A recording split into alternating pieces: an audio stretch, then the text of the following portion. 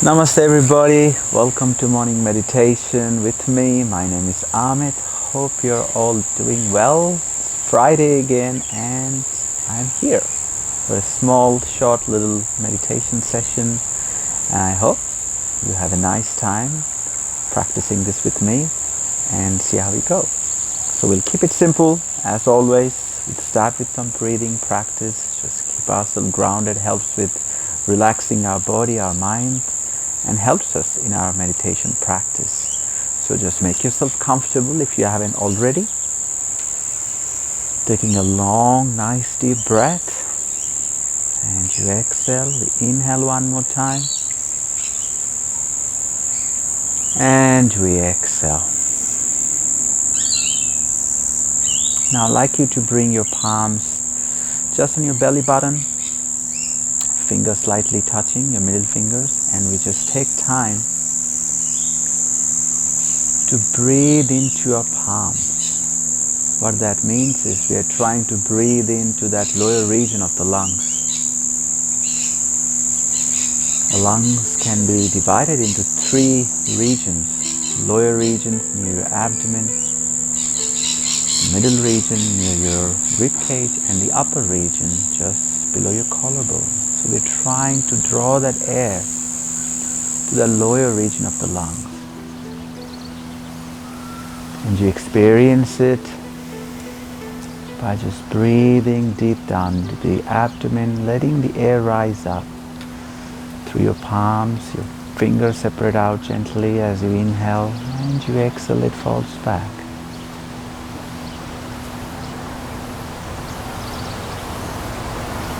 Simple practice, just taking that moment to breathe. Now we bring our palms on your rib cage area. You can place your palms on your rib cage, or you can cross your hands over just like you're giving a little hug to yourself, your body, and we just breathe. Breathing into your palms, into your middle rib cage. You inhale and you exhale.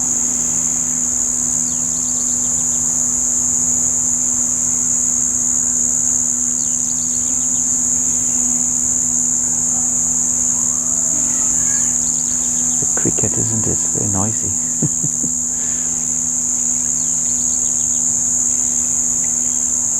Relaxing maybe at the same time, better than hearing a lawnmower go off outdoors. So you can feel your inhale, your rib cage expand to the side, and when you exhale, it falls back to its natural position. Now we bring our palms just below your collarbone. Maybe you can place it on your heart, that's fine as well. Inhale, breathing into your palms on the upper chest. And exhaling. Inhaling one more time. And exhaling.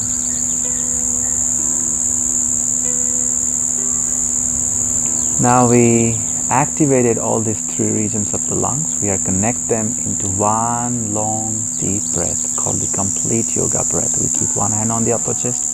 Bring one hand back onto the abdomen where we started. So inhaling deep down. Let the air rise up to middle region and upper chest. Exhaling from the upper chest first, middle region, and finally your abdomen falls back to the spine. Continuing this way. Complete yoga breath. If you're a visual person, it's just like filling a glass with water.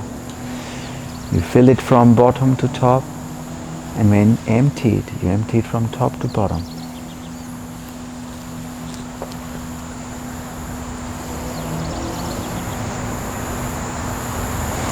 You can bring your hands to a comfortable position, but we continue with that long, deep breath. Very nice, isn't it? Maybe already feeling relaxed. You know how much time it takes, maybe 5-10 minutes, maybe less than 5 minutes, I'm sure, and that's all it takes to sometimes feel relaxed. But this would be more considered as a mindfulness technique. techniques, even though we say it as breath meditation. Yes, you are meditating on your breath, so to speak, but it's actually not. It's actually not the meditation that we gives the highest benefits. And when we talk of meditation, we are talking of meditating on something that is spiritual in nature. Everything around us, the relaxing sound of the birds, the cricket, or the nature sound, they're still from this nature, from this material nature. So although they're relaxing, and that includes your breath too, it is not the optimum source of relaxation. And what we want is a spiritual energy, something that is spiritual in nature, and that gives us a transcendental peacefulness, a transcendental happiness. And that is brought about by what is called mantras, or transcendental sounds. Simple process. The saintly teachers in this yoga literatures have recommended that just by meditating on this sound vibration, even though it may sound material, but it is spiritual in nature and gives us a transcendental happiness. Not everything can be considered as a mantra. Mantra is a sound vibration that originates in the spiritual dimension, and it's actually recommended in the yoga literatures, and is also passed down by a long line of saintly teachers called a disciplic succession. So we have received these mantras from a disciplic succession from our spiritual teachers, and by just receiving it with an open heart and practicing it, resting your mind in it, you feel great. So a simple way we add this mantra to our meditation is we add it with our breath.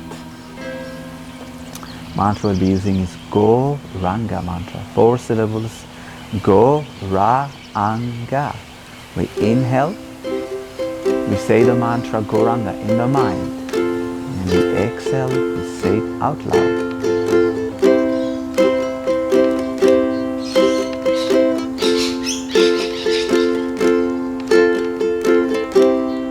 We take 2 breaths, and the 3rd time we exhale, we say Goranga out loud together. The first one, exhaling. Inhaling, exhaling, inhaling, saying the mantra in the mind, exhaling out loud. Goranga.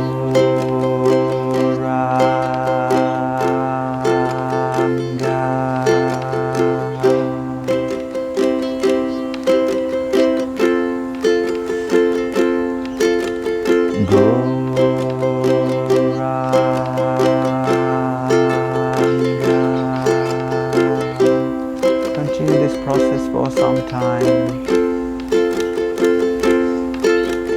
Goranga.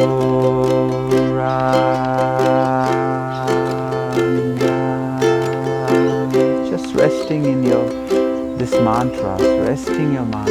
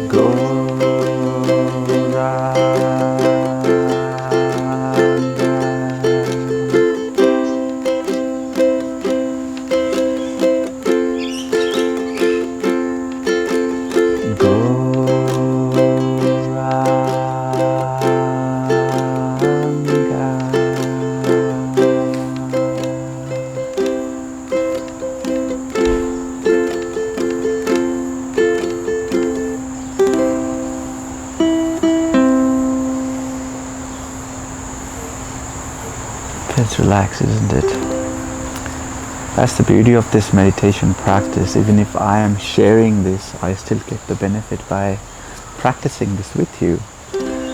Another simple way we can add this mantras again, which is my favorite as well, is called kirtan meditation, where one person sings these mantras. You can use musical instruments to sing, you can sing with your family, and then there is a group or somebody that responds. So it's an exchange of mantra. I sing this mantra, I exchange it, I share it with you, you receive it, you sing, you take it in, and you sing back, and I receive the benefit.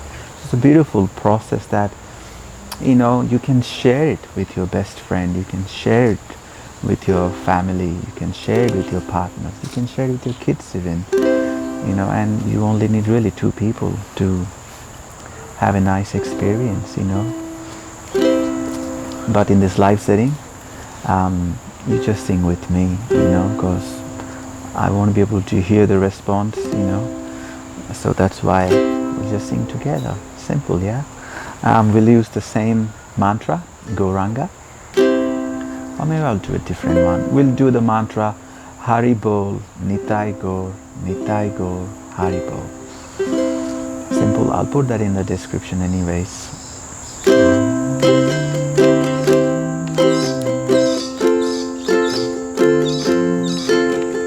This is one of my favorite melodies.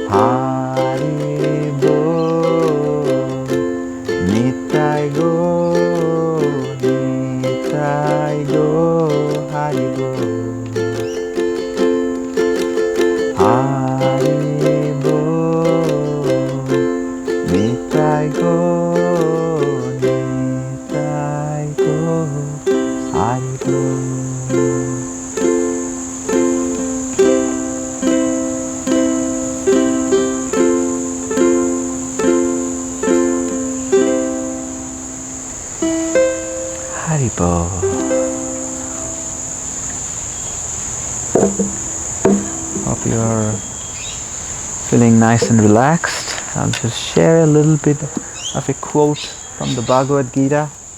Very beautiful, wonderful book. Shares very practical yoga wisdom that we can apply in our lives. And I found this really nice quote that I would like to share. And it talks about the idea of restraining, understanding that whatever propositions your mind or your senses put forward, you do not have to follow it all the time. And we can step back from it. So I'll read that verse. It's from chapter 2, text 58. One who is able to withdraw his senses from sense objects as the tortoise draws his limbs within the shell is to be understood as truly situated in knowledge. Just like a tortoise draws his limb within the shell. Pretty cool, isn't it? Yep, this is a little purport. The senses are compared to venomous serpents. They want to act very loosely and without restriction. The yogi must be very strong to control the serpents. Like a snake charmer, he never allows them to act independently. In other words, we are encouraged to control our senses rather than be directed by it. And the next verse talks about how we can control it. In the text 59, the embodied soul may be restricted from sense enjoyment, though the taste for sense object remains. But ceasing such engagements by experiencing a higher taste, he is fixed in consciousness. Purport to this: unless one is transcendentally situated, it is not possible to cease from sense enjoyment. The process of restriction from sense enjoyment by rules and regulations is something like restricting a diseased person from certain types of eatables. The patient, however, neither likes such restrictions nor loses his taste for eatables. Pretty cool, isn't it?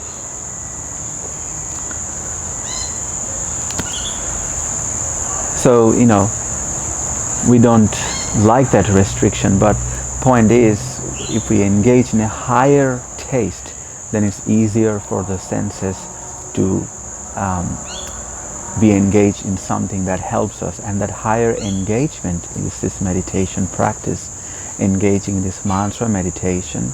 When we sing these mantras, you're singing, you're hearing, your senses are engaged, and automatically you are not getting pulled into some other thoughts because your mind, your senses are engaged in this practice.